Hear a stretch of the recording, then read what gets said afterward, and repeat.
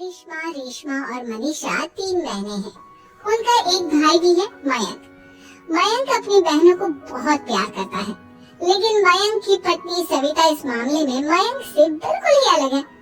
वो अपनी ननदों का जितना बुरा कर सकती है उतना बुरा करती ही रहती है और अपनी ननदों पर हुक्म भी चलाती है। करिश्मा, करिश्मा, तुमने अभी तक नाश्ता नहीं बनाया? तुम्हारे भैया को ऑफिस जाने में देर हो रही है। हाँ भाभी, बस अभी बनाती हूँ। करिश्मा, तुम ये ढीलापन छोड़ दो। कल को पराए घर जाना है। वहाँ अगर तुम इस तरह से काम करोगी तो लोग क्या कहेंगे कि माँ ने और भाभी ने कुछ सिखाया नहीं। और तुम्हारी दोनों बहनें कहाँ हैं? रेशमा मार्केट गई है और मनीषा सो रही है। क्या? सुबह के 8 बज रहे हैं और ये महारानी अभी भी सो रही है? ये कहते हुए सविता अपनी सास दुर्गा देवी के पास जाती है। माँ जी, देख रही हो अपनी बेटियों के तौर तरीके? क्या हुआ बहू? सुबह सुबह क्या कर दिया मेरी बेटियों ने? अरे एक तो अभी अभी उठकर किचन में गई है, दूसरी सुबह सुबह बाहर चली गई और तीसरी अभी तक सो रही है। क्या करूं मैं इन तीनों का? मैं तो परेशान हो गई हूँ। जा जाकर उठा उसे, रेशमा से मैं बात करती हूँ। सविता सीधा मनीषा के कमरे में जाती है और उससे कहती है, महारानी जल्दी उठो, सूरज सर पर आ गया है। भाभी थोड़ी देर और सोने दो ना, मैं रात को लेट सोई थी। वो क्या ना यूनिट टेस्ट चल रहे हैं। शराफत से उठती है या नहीं, या फिर पानी की भरी बाल्टी डालो तेरे ऊपर। नहीं भाभी, मुझे बिस्तर में नहीं जाना, उठती हूँ मैं। मनीषा जल्दी से उठकर बाथरूम में चली जाती है। सभी आराम से बैठकर नाश्ता कर रहे होते कि तभी रेशमा बाजार से हाथ में सामान लिए आ जाती है। रेशमा को देखते ही सविता उस पर तरस पड़ती है। लो, आ गई महारानी। ऐसा भी क्या सामान लाना था जो सुबह आंख मलते ही बाजार की तरफ रवाना हो गई? भाभी, कल आप ही तो चीख रही थी कि घर का सारा सामान मुझे ही लाना पड़ता है, घर में किसी को भी किसी काम से कोई लेना देना नहीं है। अब मैं बाजार जाकर सामान ले आई तो आपको इस बात से भी तकलीफ हो रही है? देख रही हो माँ जी, अपनी बेटी की जुबान कैंची से भी तेज चलती है। और मयंक, आप तो कुछ कहेंगे नहीं अपनी लाडली बहन को। रेशमा, अपनी भाभी से ऐसे बात नहीं करते।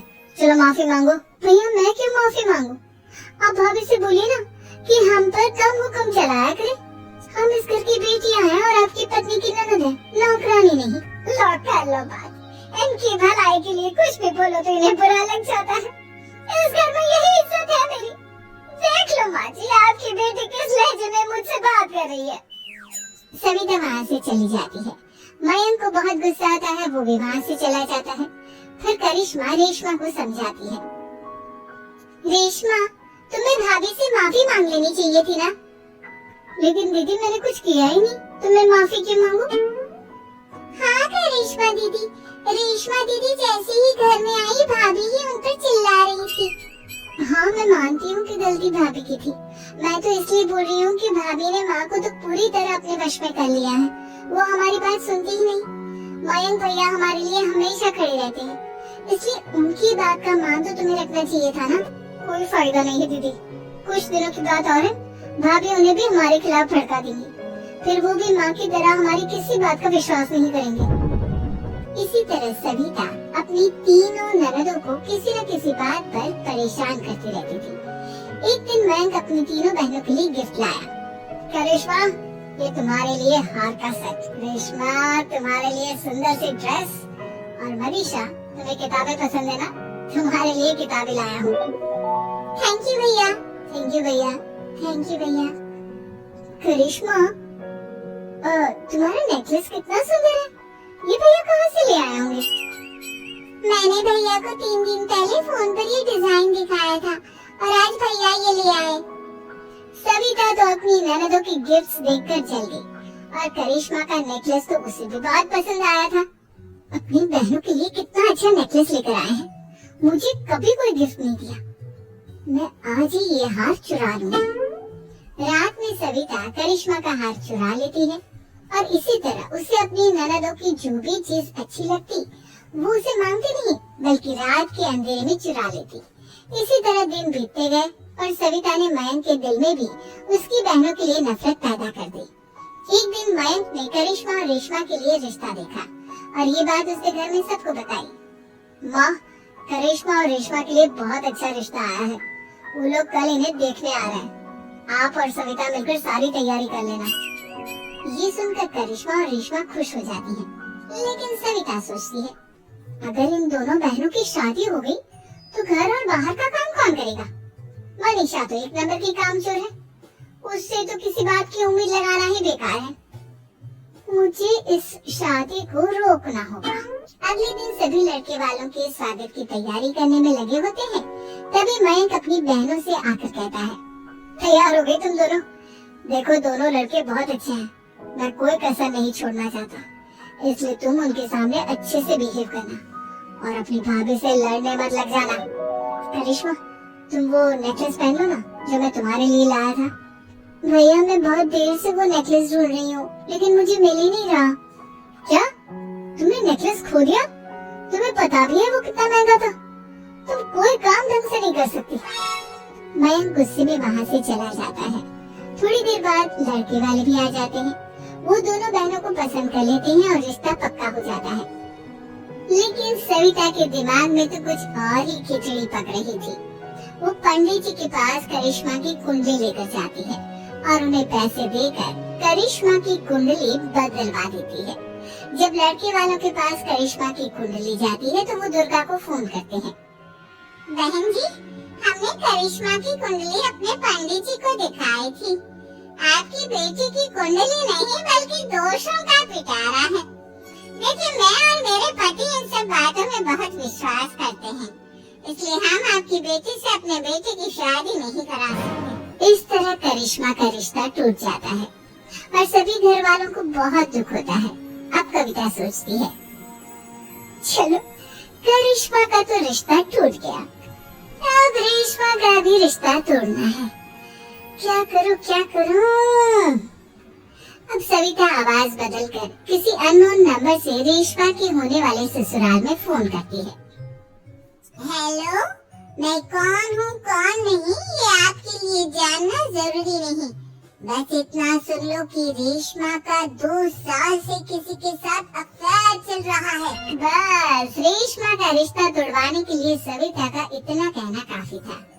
अब रेशमा का भी रिश्ता टूट गया। मयंक और दुर्गा देवी ने रेशमा को खूब खरी खोटी सुनाई और उससे बार बार उस लड़के के बारे में पूछने लगी। आप दोनों मुझे क्यों परेशान कर रहे हो? अरे कोई लड़का होगा मेरी लाइफ में तो मैं बताऊंगी ना। जब कोई है ही नहीं तो कहाँ से लाऊं मैं कोई लड़का? तेरे होने वाले ससुराल वालों को फोन किसने किया था? हाँ, मैं नहीं जानती किसने फोन किया था, मैं सच कह रही हूँ। मैं तो पहले ही कह रही थी इसकी लगाम खींच कर रखो, लेकिन मेरी सुनता ही कौन है? आप चुप रहिए भाभी, ये सब आपका ही किया धरा है। अब तीनों बहनों को विश्वास हो जाता है कि ये सब उनकी भाभी ही कर रही है। तीनों बहनें अपनी भाभी को सबक सिखाने के लिए एक वकील कर लेती है और घर में हिस्सा मांगा। देखो भैया, माँ बाप की जायदाद में जितना बेटों का हक होता है उतना ही बेटियों का, इसलिए इस घर के 4 हिस्से होंगे और हमें अपना हिस्सा चाहिए। मैंने तुम्हारे लिए क्या क्या नहीं किया और तुम इस घर में हिस्सा मांग रही हो? भैया, आप और माँ हम बहनों की कोई बात नहीं सुनते हो और भाभी हमारी शादी नहीं होने देगी क्योंकि उन्हें लगता है कि आप हमारी शादी में ज्यादा पैसा लगाओगे और उन्हें हम जैसी फ्री की नौकरानी कहाँ मिलेगी। तो हम भाभी के साथ तो रह नहीं सकते, हम बहनों को अपना हिस्सा चाहिए। अरे तुम्हें शर्म आनी चाहिए अपनी भाभी पर ऐसा इल्जाम लगाते हुए। वो तुम्हारे बारे में कितना सोचती है। हाँ माँ, भाभी हमारे बारे में बहुत सोचती है। दिन रात बस यही सोचती रहती है कि किस तरह से अपनी तीनों ननदों को परेशान करूं और कभी मुझे पढ़ने भी नहीं देती। दोनों बहनों का रिश्ता भी तो इन्होंने ही तोड़वाया है और रात में हमारे कमरे में आकर हमारी चीजें भी चुराती है। इसी तरह सविता की तीनों ननदें अपनी बात पर अड़ी रही। अब कोर्ट में तारीख भी शुरू हो गई। जब सविता को लगा कि उसकी तीनों ननद इतनी आसानी से नहीं मानने वाली, तो उसने अपने पति और सास को सारी सच्चाई बता दी और अपनी तीनों ननद से माफी मांगी। मयंक और दुर्गा को भी अपनी गलती का एहसास हो गया। अब सविता खुद करिश्मा और रेशमा के लिए अच्छा रिश्ता ढूंढती है और उनकी शादी करवाती है।